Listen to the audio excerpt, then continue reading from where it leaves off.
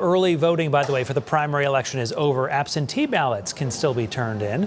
Tomorrow, June 9th, will be voters' last chance to head to the polls and make their voices heard ahead of November's general election.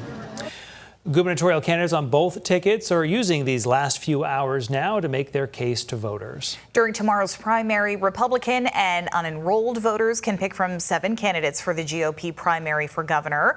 Christian Harson joins us from the newsroom with more on the Republican ticket. Christian?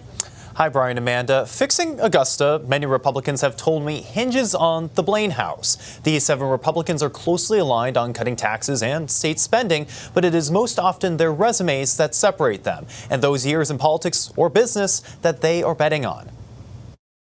We need somebody that can flip everything upside down and turn it around. Maine needs to change. Healthcare CEO Jonathan Bush has championed his business record, which he notes includes adding 1,000 jobs to Maine. To continue that streak, he says the governor shouldn't be a lawyer, lobbyist, or politician. Who's an outsider to the existing government to shrink our taxes, shred the insane bureaucracy and woke ideology that has taken over the rational work of the state. There will be no boys and girls sports. Bobby Charles, a former White House staffer and naval intelligence officer, given his federal experience, he believes Property taxes are too high, we need to bring them down. Income taxes are too high, and we need to bring them down. Do the 2 of those things, you get business in here, our young people end up not leaving the state, our older folks don't lose their homes. Real estate broker David Jones is another of the businessmen in the field. Living in Maine for decades now, he says he knows best what the state needs. I know what has to be done. There's no candidate out there that's running that knows what I know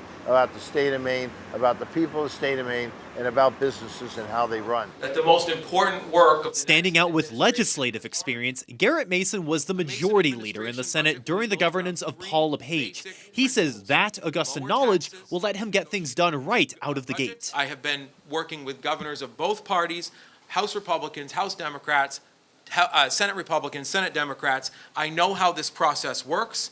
I know where the pressure points are. Born in Patton, Maine, Owen McCarthy is a founder and CEO. He was early to roll out a 70-page plan for office, campaigning on solutions to issues such as childcare. Private market with the employers to figure out solutions that brings more childcare into play on the supply side and keeps the cost lower for everyday Mainers. We've only got a couple more days here, so I got to run through the finish. Twice CEO Ben Midgley says he is detail-oriented with ideas to fix childcare, taxes, and housing. You need to have a plan that allows all of those builders to go out and build aggressively, and then you have to reduce the regulations, which is adding 20 to 30% of the cost. It's about the pocketbook. Robert Wessels was the first to kick off a campaign 3 years ago. He wants voters to think about character when they hit the polls and his experience as a business manager. Town budgets and business budgets, and I have what it takes to do it, but we need to make it about character because we have to get back to becoming a state where that matters.